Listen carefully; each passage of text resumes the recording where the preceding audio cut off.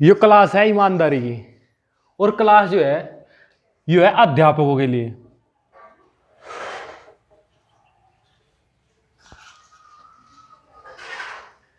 तो अध्यापकों के लिए जो हमारी क्लास है, अध्यापक फिलहाल जो है दो टाइप के हुए हैं, एक ऑफलाइन अध्यापक और एक ऑनलाइन अध्यापक। अब ऑफलाइन में दो प्रकार के अध्यापक हैं, एक तो सरकारी अध्यापक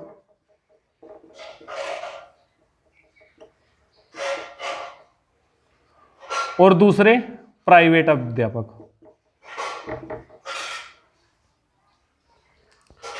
और ऑनलाइन में लगभग लगभग जो है सभी अध्यापक एक ही जैसे हैं। तो सबसे पहले जो है बात करेंगे ऑफलाइन अध्यापकों की। अब ऑफलाइन अध्यापकों में दो प्रकार है, एक सरकारी अध्यापक और एक प्राइवेट अध्यापक। अब बात यह है कि जो सरकारी अध्यापक हैं उनकी योग्यता अधिक है उनकी तुलना में जो प्राइवेट अध्यापक हैं उनकी योग्यता से, और इनकी योग्यता कम है। क्योंकि प्राइवेट संस्थानों में जो है जो सरकारी अध्यापक लगाए वो ग्रेजुएशन के बाद बीएड बीटीसी ऐसा कोर्स करने के बाद या फिर पोस्ट ग्रेजुएशन करने के बाद पीजीटी के थ्रू या फिर बीएड बीटीसी करने के बाद जो है प्राइमरी जूनियर तक ये टीचर जो है भर्ती हो गए। तो योग्यता में सरकारी टीचर आगे हैं, और प्राइवेट टीचर में मतलब ऐसा है कि कुछ भी फिक्स नहीं है। कुछ बड़े स्कूल हैं जो बहुत बढ़िया स्कूल हैं, वो एक वेल क्वालिफाइड आदमी को जो है वहाँ जॉब पर रखें, और कुछ ऐसे प्राइवेट बहुत ज़्यादा मात्रा में हैं जो मतलब जिनके लिए बहुत कम वैल्यू रखा है किसी टीचर की जो है क्या योग्यता है वो चीज़। वो 12वीं वाले बच्चों को जो है पढ़ाने के लिए भी रख लें, बीए बीएससी वालों को पढ़ाने के लिए रख लें। तो यहाँ जो है ज़्यादातर उसमें योग्यता जो है कम रहे। अब अगर बात करें मेहनत की, तो मेहनत सरकारी अध्यापक बनने खातर जो है एक अध्यापक ज़्यादा मेहनत करे, और प्राइवेट अध्यापक बनने खातर जो है कोई मतलब कम मेहनत करे, इतनी ज़्यादा मेहनत नहीं करता जितनी सरकारी अध्यापक बनने के लिए करनी पड़े। बात है ज्ञान की, तो ज्ञान भी जो है वो सरकारी अध्यापक के पास ज्यादा हुआ है। क्योंकि पहले तो अपनी एक योग्यता हो किसी भी टेस्ट को देने खातर, और उस टेस्ट को पास करने खातर भी बहुत ज्यादा मेहनत करनी पड़े। तो ज्ञान जो है इस मारो सरकारी अध्यापक पे ज्यादा हुआ है और प्राइवेट अध्यापक पे कम हुआ। अब बात है प्रेशर की। प्रेशर किसका? ऊपरली अथॉरिटी का, मतलब प्रिंसिपल का या फिर किसी भी ऊपरली अथॉरिटी का जो है प्रेशर वो सरकारी अध्यापकों पे जो है कम रहे, और प्राइवेट अध्यापकों पे जो है ज्यादा रहे। वो चाहे कॉलेज की संस्था का हो, प्रिंसिपल का हो या फिर बच्चों के पेरेंट्स का हो। अब इन चीजों के बाद जो है योग्यता ज्यादा होने के बाद मेहनत उनकी ज्यादा करी हुई हो और ज्ञान उन पे ज्यादा हुआ है, पर जो रिजल्ट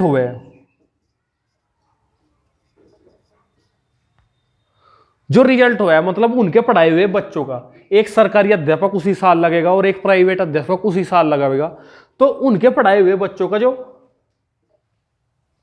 ज्ञान हो, जो वे चीजें सीखे हैं, जो उनके व्यवहार में परिवर्तन हुए, वो सरकारी अध्यापकों के अंदर मतलब जो बच्चे पढ़े हैं उन्हें बहुत कम बच्चे हुए हैं जो अच्छे तरीके से सीख पाए। यहां उन बच्चों की संख्या बहुत कम हो जो बेहतर रिजल्ट रखें, और यहां उन बच्चों की संख्या अधिक हो जो बेहतर रिजल्ट रखें, और उन बच्चों की संख्या जो है कम हो जो बेकार रिजल्ट रखें। सरकारी अध्यापक पर पढ़ने वाले बच्चों की अपेक्षा प्राइवेट अध्यापकों में पढ़ने वाले बच्चे जो हैं ज़्यादा मात्रा में बेहतर हुए हैं।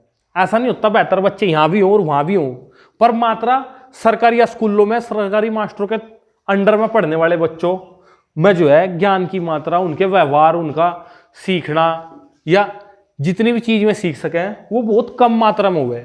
बहुत कम बच्चे हों जो उन्हें सीख पाएं, और यहाँ उन बच्चों की संख्या अधिक हो जो उन चीज़ों को बढ़िया तरह अपनी क्लास की जो चीज़ें हैं उन्हें अच्छी तरह सीख लें।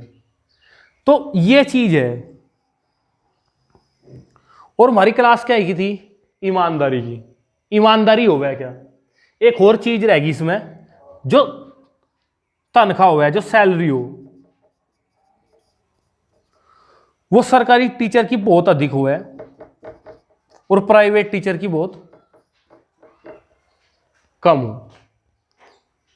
इन चीजों के बाद भी जो रिजल्ट रहा फाइनल वो बेहतर हो प्राइवेट टीचरों का, और बेकार रिजल्ट हुआ है बहुत सरकारी अध्यापकों का। और ईमानदारी किसा कम है? ईमानदारी उस चीज को कहें जिसके लिए हमें कुछ मिलता हो काम के, या तो कोई भरोसे पर हमें कोई कुछ काम करे, या फिर उस काम के बदले हमें कुछ दे, पैसे दे या कुछ भी चीज दे, और हम ऐसा ही काम करें जैसा उसने हमें कुछ पैसे देने खातर या भरोसा अपना हमारे पर बनाया था, उस काम को ऐसा ही करें। तो ये चीज क्या कहलावे है? ईमानदारी। तो यहां जो है इन अध्यापकों को यह चीज सीखने की बहुत ज्यादा मात्रा में जरूरत है, क्योंकि यहां जो पढ़ने वाले बच्चे हैं उनके मां बाप कम पढ़े लिखे हुए हैं, गरीब मजदूरों। जो बच्चे सरकारी स्कूलों में पढ़े हैं ज्यादातर उनके मां बाप कम पढ़े लिखे गरीब मजदूर हुए। अब वे पूरे दिन की जो है मेहनत करें, पूरे दिन की मेहनत करने के बाद कहीं अपने बच्चों को जो सुविधा दे सके वे खाने पीने की, रहने की, वो सुविधा खातर उन्हें पूरे दिन मेहनत करनी पड़े, और पूरे दिन की मेहनत जो है शाम को थकान, फिर थकान में वे अपने बच्चों पर ध्यान नहीं दे पाते। सरकार बहुत ज्यादा मात्रा में तनख्वाह दे रहा है, उसके बाद भी बच्चों का जो रिजल्ट है वो बहुत ही बेकार रहा है, क्योंकि इस चीज की कमी है अपने काम के प्रति ईमानदारी की। तो इस कक्षा में जो है ये अध्यापक सीखेंगे जिन पर योग्यता अधिक है, मेहनत जो ज्यादा कर रखा है, जिन पर ज्ञान ज्यादा है और जिन्हें सैलरी ज्यादा मिल रही,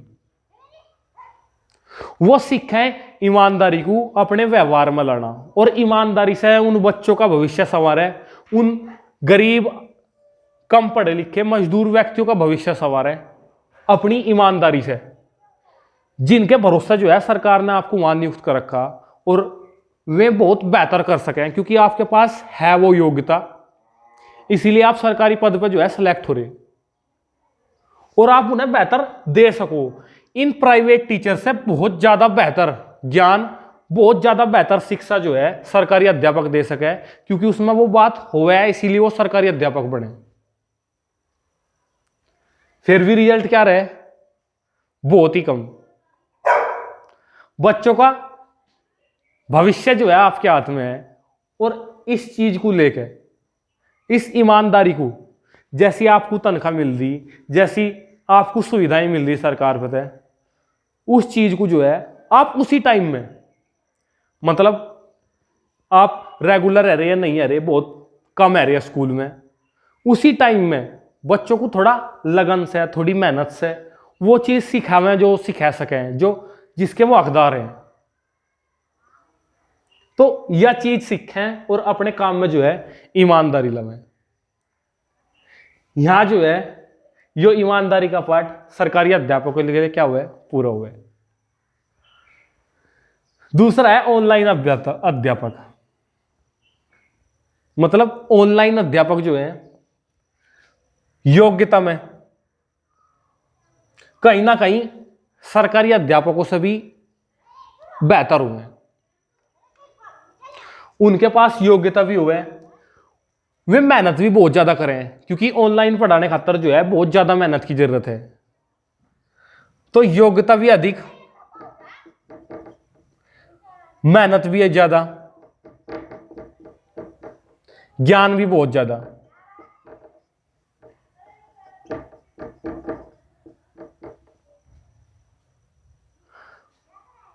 प्रेशर भी अधिक हो गया उनके पास, क्योंकि उनका पढ़ाया हुआ सबके सामने रहा रिकॉर्ड में, तो प्रेशर भी ज्यादा रहे।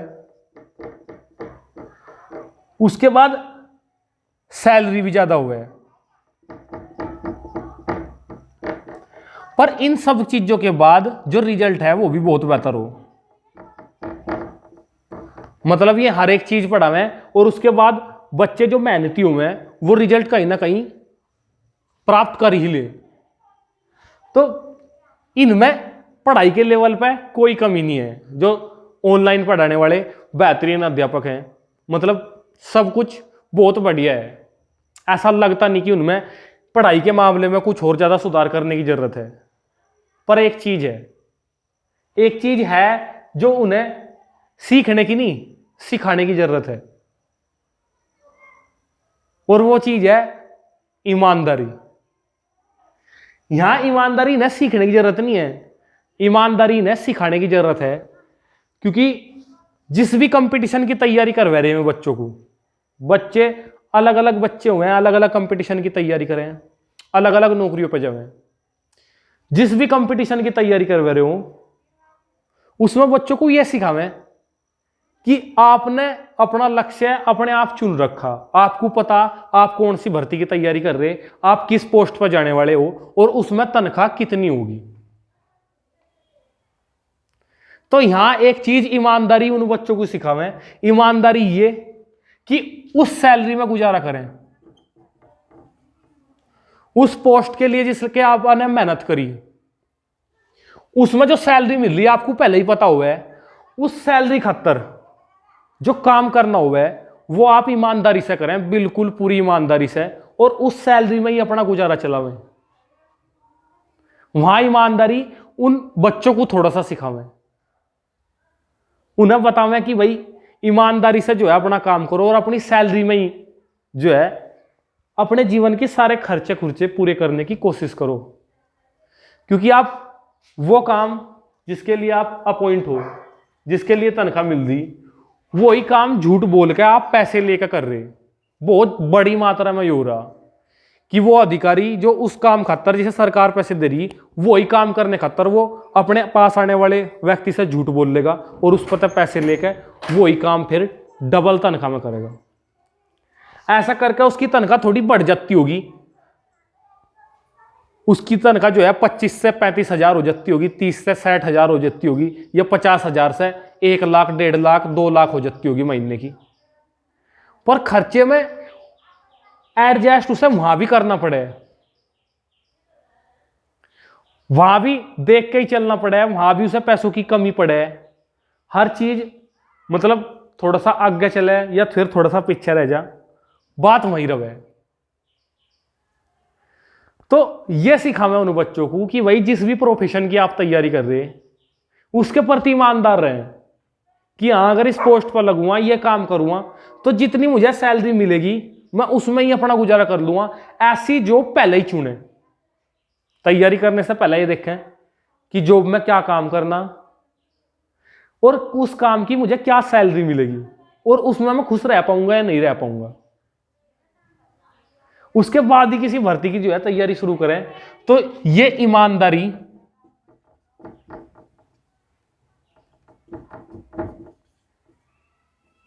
ऑनलाइन टीचरों को जो है सीखने की जरूरत नहीं है, वे ईमानदार हैं अपने बच्चों के प्रति, सिखाने की जरूरत है बच्चों को। तो वही हमारी ईमानदारी क्लास में जो है इतना ही था। सीखा इन चीजों को और व्यवहार में लेकर मैं इस चीज की जो है जरूरत फिलहाल हर किसी को है, देश के गरीब छोटे बच्चों को, गरीब को, कम पढ़े लिखे लोगों को, हर एक को जो है वो ईमानदार व्यक्ति जो किसी पोस्ट पे है वो उसे न्याय दिलवा सके। हाँ झूठ बोल के जो है बेईमान ना करके तनख्वाह थोड़ी बढ़ जावे पर चीजा फिर भी सेम रहे। तो भैया अगर आप कुछ सीख सको या किसी को सिखा सको, मेरा छोटा सा प्रयास है, इसे आगे बढ़ाने की कोशिश करें। जिससे जो है थोड़ा पॉजिटिव सुधार जो है आसपास के लोगों में, देश के लोगों में आवे, जिससे उसे न्याय मिले जो न्याय का हकदार है। और वो जब भी होगा जब हर किसी के काम में जो है ईमानदारी एक बहुत जरूरी चीज होगी। जय हिंद, जय भारत।